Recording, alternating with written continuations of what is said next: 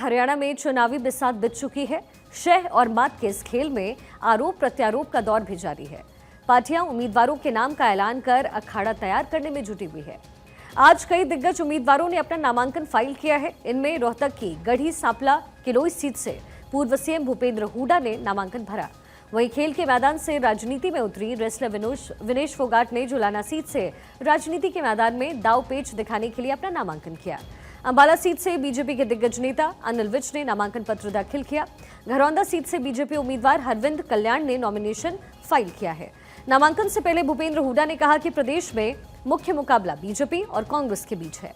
आम आदमी पार्टी से गठबंधन टूटने पर उन्होंने कहा कि हम तो कोशिश कर रहे थे, लेकिन आम आदमी पार्टी ने उम्मीदवार घोषित कर दिए।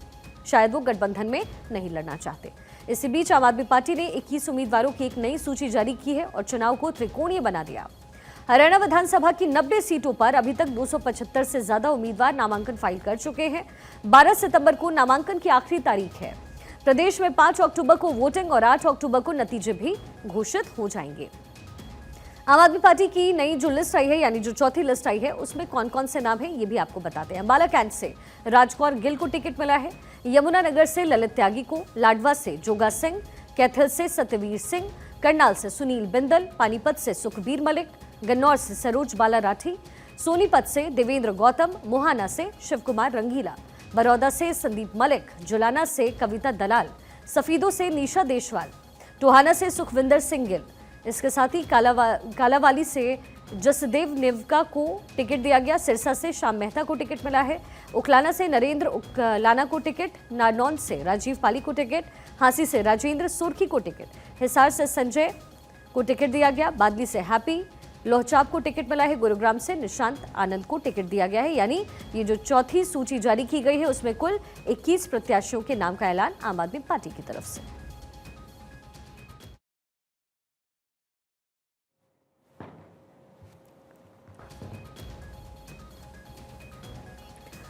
तो आज नॉमिनेशन फाइल किया गया है। आम आदमी पार्टी की तरफ से एक और लिस्ट जारी कर दी गई है जिसमें 21 उम्मीदवारों के नाम और नॉमिनेशन फाइल करने के लिए सभी पार्टियों से लोग आज पहुंचे। भूपेंद्र हुड्डा को आप देख रहे हैं इन तस्वीर में, जो नॉमिनेशन फाइल करने के लिए पहुंचे। तो विधानसभा का जो रण है वो इस समय सज करके तैयार हो गया है और चूंकि ये जो चुनावी दंगल है वो अब हरियाणा में त्रिकोणीय बनता हुआ नजर आ रहा है। वजह ये कि आम आदमी पार्टी जो कि पहले ये फैसला कर रही थी कि कांग्रेस के साथ गठबंधन में चुनाव लड़ेगी, लेकिन एन मौके पर ये फैसला पलटा। नायब सिंह सैनी को आप देख रहे हैं, उन्होंने भी नामांकन फाइल कर दिया है आज। अब ऐसे में कांग्रेस और आप की राहें जब जुदा हुई हैं तो इसका असर बीजेपी पर कितना पड़ेगा और बीजेपी को फायदा कितना हो सकता है, क्योंकि अगर आम आदमी पार्टी अलग से चुनाव लड़ रही है तो जाहिर है वोट काटने में का काम जो है आम आदमी पार्टी करेगी, जो कि ज़्यादा कांग्रेस को नुकसान पहुंचा सकता है, क्योंकि अब तक हमने यही होता देखा है। अब ऐसे में 5 अक्टूबर को मतदान होने हैं, रिजल्ट 8 अक्टूबर को सामने आ जाएंगे। हरियाणा चुनाव का पूरा शेड्यूल तय है और नॉमिनेशन फाइल की प्रक्रिया भी आज की गई है। ऐसे में हरियाणा विधानसभा चुनाव बेहद इंटरेस्टिंग हो गया है आम आदमी पार्टी के एंगल से भी। जेजेपी 70 सीट पर चुनाव लड़ रही है। 20 सीट पर एएसपी अपने उम्मीदवार उतारने वाली है। जेजेपी और एएसपी में गठबंधन है। अब ऐसे में देखना दिलचस्प होगा कि हरियाणा में चुनाव समीकरण कैसे बैठते हैं और असर 8 अक्टूबर को क्या सामने आता है। डॉक्टर थानेश्वर शर्मा मेरे सहयोगी मेरे साथ इस समय कनेक्टेड हैं। थानेश्वर, हमने देखा आम आदमी पार्टी की तरफ से भी लिस्ट जारी की गई है। आम आदमी पार्टी जब भी अलग से अपने उम्मीदवार को उतारती है, यानी कि गठबंधन में ना होकर, तो सबसे ज्यादा इफेक्ट जो पड़ता है वो होता है कांग्रेस पर। इस बार जब आम आदमी पार्टी की तरफ से एक के बाद एक सूची जारी किए जा रहे हैं तो सबसे ज्यादा इफेक्ट कहाँ नजर आ रहा है और कितनी पावर है उनमें, क्योंकि जीतने के लिए हर कोई चुनावी मैदान में उतरता है। कितना इफेक्ट दूसरी पार्टियों को आम आदमी पार्टी कर सकती है और जीतने की संभावनाएं कितनी प्रबल है? देखिए, आम आदमी पार्टी की अगर जीत की संभावनाएं कहें तो जीत की संभावनाएं बिल्कुल भी नजर नहीं आ रही है। बाकी राजनीति में किसी समय कुछ भी हो सकता है, लेकिन अभी चुनाव चूंकि आम आदमी पार्टी ने घोषणा की है सीटों की, अभी कांग्रेस की तरफ से भी अपने उम्मीदवार काफी सीटों पर घोषित नहीं किए गए, बीजेपी की तरफ से सारी घोषणा हो चुकी है। तो ऐसे में अभी चुनाव किस तरीके से बैठता है, चुनाव किस तरीके से उठता है, ये देखना भी बाकी होगा। लेकिन जिस तरीके से कांग्रेस के में पहले बीजेपी में विरोध हुआ, उसके बाद जो रूट गए उनको मना लिया गया और अब कांग्रेस की लिस्ट आनी बाकी है। कांग्रेस की लिस्ट आने से पहले 6 से 7 जगह अभी विरोध हो चुका था। कई जगह पर तो विधायकों ने नामांकन पत्र भी दाखिल कर दिया। इस बार का चुनाव जो है बहुत ही ज्यादा इंटरेस्टिंग होने वाला है, क्योंकि सबसे बड़ी बात है कि आम आदमी पार्टी इस समय ओवर कॉन्फिडेंस में है कि जिस तरीके से पंजाब के अंदर एंटी इनकम्बेंसी का उसे फायदा मिला था, हरियाणा में भी एंटी इनकम्बेंसी का उसे फायदा मिलेगा, क्योंकि हरियाणा की 20 से ज्यादा सीटें जो है पंजाब के साथ लगती है और 10 से ज्यादा सीटें जो है दिल्ली के नजदीक लगती है। तो उनको लगता है कि 30 सीटों पर हमें फायदा मिल सकता है, क्योंकि दिल्ली में भी हमारी सरकार है और पंजाब में भी हमारी सरकार है। तो ऐसे में आम आदमी पार्टी ओवर कॉन्फिडेंस में है। और इसलिए, और दूसरी तरफ आम आदमी पार्टी की जो पॉलिसी रही है हमेशा शुरू से ही कि नए चेहरों को लेके आओ, नए चेहरों को लेके जो जैसे ही वो उतारती है, जैसे दिल्ली में उसने नए चेहरों को टिकट दी तो नए चेहरे उसके एमएलए विधायक बन गए और उन्होंने सरकार बना दी। हरियाणा में भी वो उसी तरीके से सारा काम कर रही है, लेकिन हरियाणा की राजनीति एक अलग तरह की राजनीति है, दिल्ली की राजनीति एक अलग तरह की राजनीति है। अभी देखना यह होगा कि कांग्रेस किस तरीके से अपने उम्मीदवारों को की घोषणा करती है। जिस तरीके से आम आदमी पार्टी ने एक के बाद एक 4 लिस्टें अपनी जारी कर दी है, उससे साफ नजर आ रहा है कि ये जो वोट काटेगी वो कहीं ना कहीं कांग्रेस के वोट को काटेगी, जिससे बीजेपी को फायदा होता साफ नजर आ रहा है। जी अच्छा, विनेश फोगाट जो हैं वो भी इस बार चूंकि चुनाव लड़ रही हैं, ऐसे में बीजेपी उम्मीदवार का कॉन्फिडेंस कितना अप लो, क्योंकि विनेश को समर्थन मिला हुआ है और हमने देखा कि जैसे ही उन्होंने पेरिस से वापसी की उसके बाद खाप पंचायत के लोगों से मुलाकात करने पहुंची, किसानों में कहीं ना कहीं उनकी जो प्रेजेंस है वो बहुत ज़्यादा स्ट्रांग रही है। ऐसे में उस सीट को लेकर के क्या आकलन है? देखिए, जिस तरीके से विनेश फोगाट को अभी समर्थन मिल रहा है एक के बाद, तो सबसे बड़ी बात है कि अगर कहीं तो विनेश फोगाट जैसे ही विदेश से वापस आई थी ओलंपिक के बाद, तो कहीं ना कहीं कांग्रेस ने उसे कैप्चर कर लिया था। तभी से लग रहा था कि विनेश फोगाट कांग्रेस में जाएगी और उसे खाप पंचायतों ने एज ए खिलाड़ी उसे सम्मानित किया था। लेकिन अब राजनीति के बिसात पर खाप पंचायतें कितना उसे समर्थन करती है वो अभी देखना बाकी है, क्योंकि जुलाना से वो चुनाव लड़ रही है, जुलाना की वो बहू है। अब बहू होने के नाते वहां पर उसे कितना सपोर्ट मिलता है ये अभी बाकी है, क्योंकि इलेक्शन है। पहले भी अब जितने खिलाड़ी चुनाव लड़े हैं किसी का भी एक्सपीरियंस अच्छा नहीं है, कोई भी खिलाड़ी जीत नहीं पाया। तो ऐसी पोजीशन में हरियाणा में खिलाड़ी जिसने भी राजनीति में अपना हाथ आजमाया उनका कोई एक्सपीरियंस अच्छा नहीं रहा है। अब विनेश फोगाट को समर्थन तो एज ए खिलाड़ी तो खाप पंचायतों ने भी समर्थन दिया और अदर जितने दल से सबने समर्थन दिया, लेकिन अब एक एज ए पॉलिटिशियन उसे कितनी खापें उसे समर्थन देती हैं, क्या करती है। चूंकि आज विनेश फोगाट ने अभी नॉमिनेशन फाइल किया है, अभी धीरे धीरे चूंकि कांग्रेस के उम्मीदवार कौन को है वहां पर कांग्रेस की तरफ से नॉमिनेशन फाइल किया, बीजेपी, आम आदमी पार्टी। अभी चूंकि अभी तो इलेक्शन अभी उठा नहीं है सही तरीके से, जिसे हरियाणा में कहा जाता है कि इलेक्शन की बिसात बिछी है। अभी इलेक्शन सही तरीके से उठने दीजिए, ये 3 से 4 दिन तक, यानी कि 17 तारीख के बाद जैसे इलेक्शन उठना शुरू होगा उसके बाद जाकर प्रत्येक सीट पर क्लियर होगा कि किस सीट पर कौन उम्मीदवार। बिल्कुल थानेश्वर, लेकिन कॉन्फिडेंस इस समय सबका हाई जरूर नजर आ रहा है और आए भी क्यों ना, क्योंकि हरियाणा को लेकर के लगातार चिंतन मंथन का दौर पार्टी के अंदर खेमे जो है चलता रहा। थानेश्वर, बहुत बहुत शुक्रिया आपका हमारे साथ कनेक्ट होने के लिए। इसी बीच हमारी पॉलिटिकल एडिटर अदिति नागर भी हमारे साथ कनेक्टेड है। अदिति, आम आदमी पार्टी की तरफ से अभी अभी लिस्ट आई है एक और, जिसमें 21 प्रत्याशियों के नाम है। पहले तो ये कहा गया कि कांग्रेस के साथ चुनाव लड़ सकती है आम आदमी पार्टी, लेकिन ये निकलकर सामने नहीं आया। अब ऐसे में कहीं आम आदमी पार्टी कांग्रेस के लिए वोट कटवा तो नहीं साबित होगी?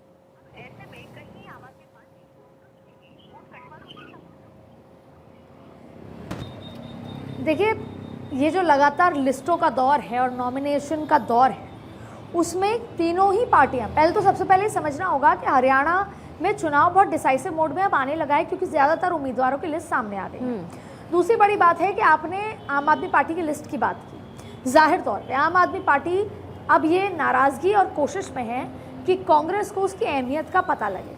गठबंधन 6 सीटों पर भले ही हो रहा था, लेकिन अब आम आदमी पार्टी 90 के 90 सीटों पर वोट काटने के लिए अपने प्रत्याशी उतार रही है। अब ये स्ट्रेटेजिक मूव किसका फायदा किसका नुकसान है, ये चुनाव के नतीजों से और साफ होगा। लेकिन फिलहाल ये नज़र आ रहा है कि ज़्यादातर सीटों पे आम आदमी पार्टी जो प्रत्याशी उतारी है वो कांग्रेस के उम्मीदवारों को नुकसान देगी। यानी कि नाना करते हुए भी वो 10% वोट वो कहीं ना कहीं भारतीय जनता पार्टी के लिए जा सकता है, या जो छोटे दल हैं। क्योंकि आज की पूरी जो राजनीति देखने को नज़र आ रही है हरियाणा की, उसमें एक और चीज़ नज़र आ रहा है कि जो ये राष्ट्रीय पार्टियां हैं ये अपने दम पर पूरी तरीके से जीत कर आएंगी या नहीं, इसका भी नहीं पता। ये जो छोटे दल हैं, क्या ये कहीं ना कहीं किंग मेकर की भूमिका में आ सकते हैं क्या? हालांकि सही मायने में बात चुका ये है कि जब दूसरी लिस्ट आई थी कल भारतीय जनता पार्टी की, तो आप मानेंगे कि अभी तक का मास्टर स्ट्रोक था जिसमें अभी तक दो मुस्लिम भी उतारे हैं बीजेपी ने, जबकि उसकी स्ट्रैटेजी नहीं रही है ऐसी। इसके अलावा अभी तक उन्होंने सैनी भी उतारा, ब्राह्मण भी उतारे, राजपूत भी उतारे, यानी कि ओबीसी से लेकर जाटव तक पूरा सोशल इंजीनियरिंग किया। फिर भी क्या हुआ? फिर भी भारतीय जनता पार्टी के हरियाणा के पूर्व प्रदेश अध्यक्ष नाराज होकर निर्दलीय नामांकन भरने की बात कर रहे हैं। इसके साथ साथ फरीदाबाद ले लीजिए आप, इसके साथ साथ महेंद्रगढ़ ले लीजिए आप, साथ में आप गुड़गांव की सीट ले लीजिए। ये तमाम, गुड़गांव में नवीन है, ये तमाम वो लोग हैं जहाँ पर बागी उतर गए हैं। और ये बागी बहुत जो इम्पोर्टेंस रखते हैं लोकल, वो लोग उतर गए हैं। तो अच्छा अदिति, जरा मैं एक सेकंड आपसे माफी चाहूंगी। अनिल विज की तस्वीर मिल रही है, अंबाला से बीजेपी के प्रत्याशी बनाए गए हैं अनिल विज, और नॉमिनेशन फाइल करते हुए ये तस्वीर इस समय सामने आ रही है। अनिल विज अंबाला से बीजेपी के प्रत्याशी बनाए गए हैं और यहाँ नॉमिनेशन फाइल करती हुई ये तस्वीर। अदिति, ये तस्वीर मिल रही है, अनिल विज को लेकर के चर्चाएं बहुत ज्यादा तेज थी। उम्मीद भी यही थी कि अंबाला से बीजेपी उन्हें प्रत्याशी बनाएगी, लेकिन हमने देखा है कि बीजेपी पिछले चुनाव में भी हमने देखा, लोकसभा के चुनाव में अपनी स्ट्रैटेजी बदल रही थी। अनिल विज को लेकर के क्या बीजेपी अंदर खाने सोच रही है, और इसके साथ ही जो प्रत्याशी उतारे गए, अदिति लौटूंगी, शायद कुछ कह रहे हैं अनिल विज, जरा पहले वो सुन लें। क्या कहना चाहेंगे उसको लेकर अंबाला की जनता को खासकर? अंबाला छावनी की जनता बहुत समझदार और विवेकपूर्ण है। मेरे जैसे साधारण व्यक्ति को 6 बार उन्होंने यहाँ से विजयी कराया है, और जिस प्रकार का आज नॉमिनेशन वाले दिन सारे अंबाला छावनी के लोगों में उत्साह देखने को मिला है, उससे इस बार भी पहले से कहीं ज़्यादा मतों से अंबाला की जनता विजयी करवाएगी।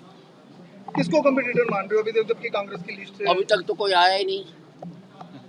कंपटीटर तो 2 में होता ना, अभी तो मैं अकेला हूँ। क्या मान रहे हो अभी कांग्रेस की लिस्ट नहीं जा रही, और इसको क्या किस नज़र से देख रहे हैं? देखिए, कांग्रेस पार्टी धड़ों का समूह है।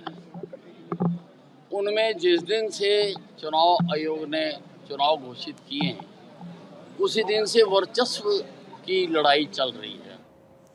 तो अनिल विज अंबाला से बीजेपी प्रत्याशी बनाए गए हैं, नॉमिनेशन फाइल करती हुई तस्वीरें आपके सामने थी। अदिति हमारी सहयोगी हमारे साथ कनेक्टेड है। अदिति, अनिल विज को लेकर के मैंने आपसे सवाल पूछा क्योंकि अनिल विज को लेकर के चर्चाएं पीछे बहुत ज्यादा हुई है।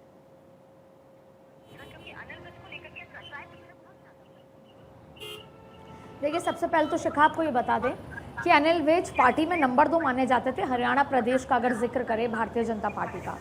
और अनिल विज एक कद्दावर नेता हैं, बहुत महत्वपूर्ण मंत्रालय दोनों बार उनके पास रहे हैं।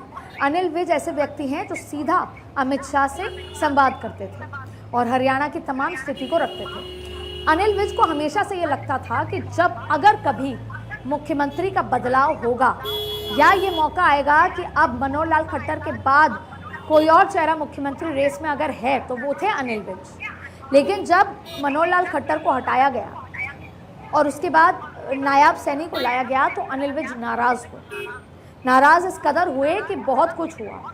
लेकिन एक और मैसेज गया पार्टी के अंदर कि गुड़गांव में वो वाली जगह या हरियाणा के वो पंजाबी सरदार लोग या पंजाबी लोग अब नाराज हो गए हैं, और कहीं ना कहीं अनिल विज के नाराज होने से इसका इम्पैक्ट और ज़्यादा गहरा होता है। तो आपने देखा कि कहीं ना कहीं पार्टी ने अनिल विज की नाराज़गी को दरकिनार करते हुए अनिल विज को समझाया, और अनिल विज ने अभी जो बयान दिया वो जाहिर तौर पे एक चुनावी राजनीतिक बयान है, लेकिन अनिल विज के अंदर अभी भी नाराज़गी है। और अभी भी अनिल विज ये सोचते हैं कि अगर आगे आने वाली स्थिति में कहीं पर दावेदारी हुई तो वो अभी भी मुख्यमंत्री पद की दावेदारी करना चाहते हैं, क्योंकि Bharatiya Janata party non Jat politics करती है। उसमें पंजाबी और सरदार, उनको कहीं ना कहीं हमेशा भारतीय जनता पार्टी ने आगे रखा। मनोहर लाल खट्टर हुए, अभी अलग ही ओबीसी को मुख्यमंत्री बनाया, लेकिन अभी भी अनिल विज के मन में, और अनिल विज अपनी पकड़ भी अच्छी रखते हैं, मन में उनके मुख्यमंत्री बनने की चाह है।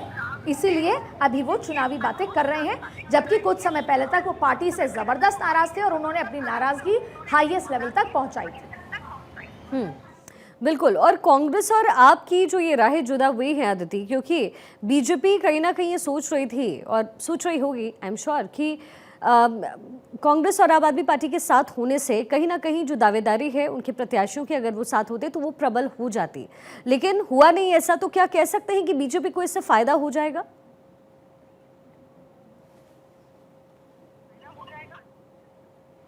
देखिए, एक्चुअली कई सीटों पर आम आदमी पार्टी कांग्रेस के वोट काटेगी, कई सीटों पर आम आदमी पार्टी छोटे दलों को बहुत वोट काट कर मदद करेगी, तो कई सीटों पर भारतीय जनता पार्टी का नुकसान होगा। लेकिन एक बात क्लियर है, जिस गठबंधन की दुहाई आजकल दी जा रही है, इंडिया गठबंधन, जिस आंकड़ों का जिक्र हो रहा है कि 400 से 240 तक हो गए, मल्लिकार्जुन खड़गे ने आज जम्मू कश्मीर में भी इस तरह का बयान दिया, तो वो किस लिए हो गए?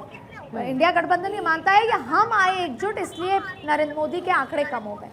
वही गठबंधन एक दूसरे को नुकसान पहुंचाने के लिए हरियाणा में आ गया, और ऐसा नहीं है कि पहली बार हो रहा है। यही गठबंधन में खींचतान नजर आएगी आपको दिल्ली चुनाव में, यही गठबंधन में आपको खींचतान इंडिया गठबंधन में नजर आएगी झारखंड चुनाव में, और महाराष्ट्र में तो कहने ही क्या।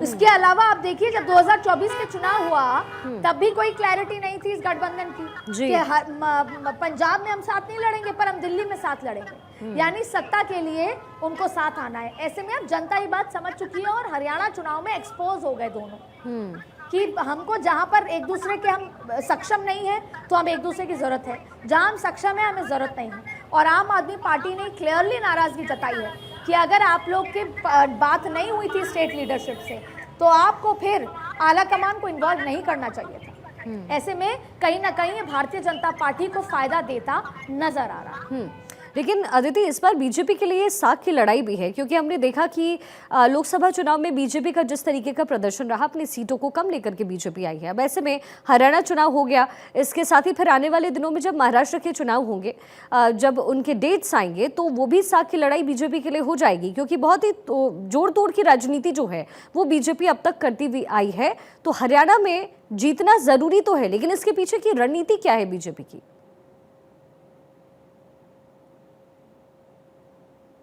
देखिए, पिछले 2014 से चुनाव जीतना एक प्रतिष्ठा का सवाल हो चुका है।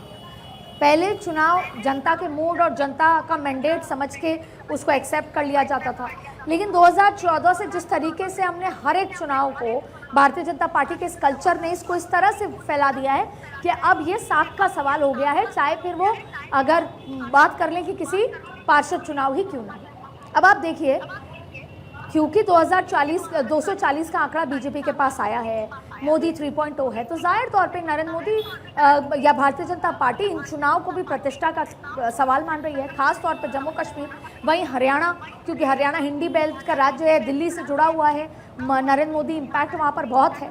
अब ऐसे में आप देखिए कि किस कदर भारतीय जनता पार्टी मेहनत कर रही है। आपको मैं बताऊँ, मैं पढ़ के सुनाना चाहती हूँ कि पार्टी की लिस्ट में एक सैनी, जो दूसरी लिस्ट आई थी कल, 2 ब्राह्मण, 2 राजपूत, 3 जाट, 1 रौर, 1 वैरागी, 1 जाट सिख और 3 पंजाबी, 1 अहिर, 3 जाटव और 2 मुस्लिम को टिकट दिया है।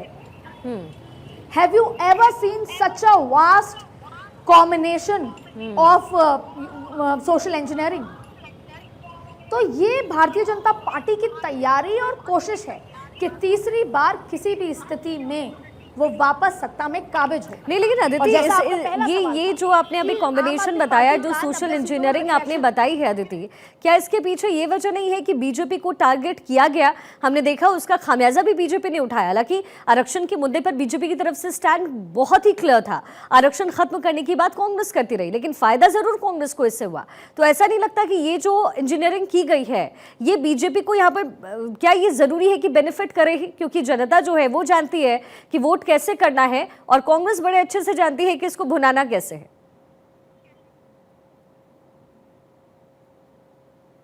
देखिए, भले ही 2024 के लोकसभा चुनाव में इंडिया गठबंधन ने, राहुल गांधी ने इसका बेनिफिट लिया और देखा भी कि जातियों पर चुनाव हुए, लेकिन आपको बता दें कि बीजेपी का स्टैंड कभी भी उतना क्लियर नहीं था जो आज हुआ। आज जब देश के गृह मंत्री अमित शाह और पार्टी के चाणक्य अमित शाह ने 2 टूक ये बात कही कि जब तक भाजपा है तब तक आरक्षण का कोई बाल भी बांका नहीं कर सकता, कोई छेड़छाड़ नहीं हो सकती। तो आज इस बयान के बाद क्या बदलाव होगा वो बहुत देखना महत्वपूर्ण है, क्योंकि अभी तक चाहे विदेश की धरती से चाहे देश की धरती से राहुल गांधी बार बार ये 4 कीवर्ड्स के साथ खेल रहे थे। आरक्षण, संविधान को खतरा, हाँ। आरक्षण हम हैं तो आरक्षण होगा, हम जाति जनगणना करके रहेंगे इसी संसद में। तो अब अमित शाह ने क्लियरली बोल दिया है कि जब तक भारतीय जनता पार्टी है तब तक आरक्षण को कोई हाथ नहीं लगा सकता, आरक्षण रहेगा। तो अब सवाल क्या उठ गया है, आरक्षण वर्सेस आरक्षण। कांग्रेस भी आरक्षण के साथ है, यानी कि SC ST के साथ है, OBC के साथ है, और जाहिर तौर पे भारतीय जनता पार्टी भी आरक्षण के साथ है, SC ST OBC के साथ है। अब सिर्फ एक ही डिफरेंस है कि कौन अच्छे से इस मुद्दे को जनता तक लेकर जा सकता है। जी। तो ये जो मैंने आपको बताई सोशल इंजीनियरिंग, इस सोशल इंजीनियरिंग के माध्यम से भारतीय जनता पार्टी हरियाणा में ये बताना चाहती है कि हमारे लिए SC ST OBC कितने महत्वपूर्ण है, और हमारे लिए ब्राह्मण भी हैं, क्योंकि यहाँ पे ब्राह्मणों को भी दिया है, राजपूत को भी दिया है, पंजाबी को भी दिया है, जाट पंजाबी को भी दिया है। तो भारतीय जनता पार्टी का जो ये सोशल इंजीनियरिंग का बुक है वो जबरदस्त है, लेकिन भारतीय जनता पार्टी मात कहाँ खा रही है, वो खा रही है बागियों को लेकर।